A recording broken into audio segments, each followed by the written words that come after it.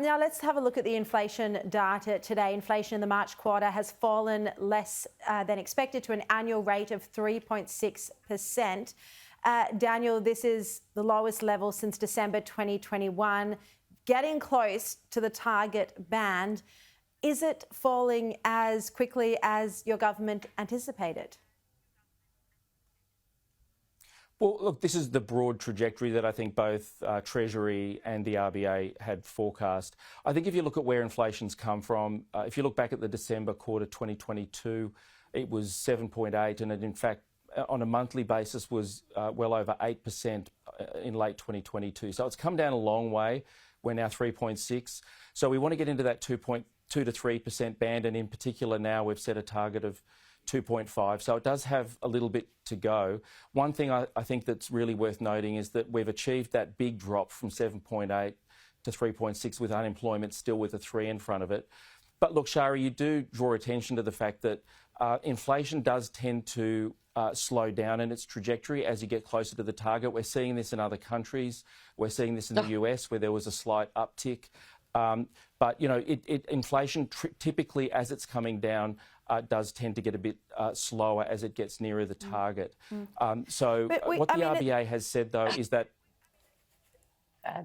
Well, the inflation target is 2 to 3%. We were expecting that by 2025. So 3.6% does seem like it's moving in the right direction. But Bridget, the worry is that you just have to go to the supermarket to see that prices aren't coming down. The cost of living is still so high. Absolutely, Sharri. I think Australians are paying an enormous cost for Labor's economic mismanagement.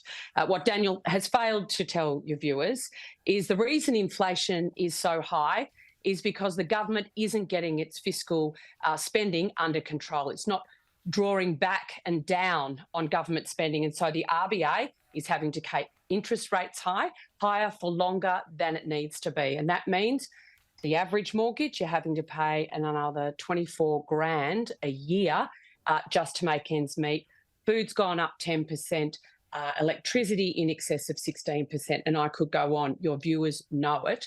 What Jim Chalmers needs to do in this next budget is actually rein in government spending so that Michelle Bullock can actually do the right thing on interest rates, because economists now are concerned, given inflation is sticking around, that it is homegrown, is that the RBA may be forced to raise interest rates again over coming months, which would just be devastating for homeowners. Yeah.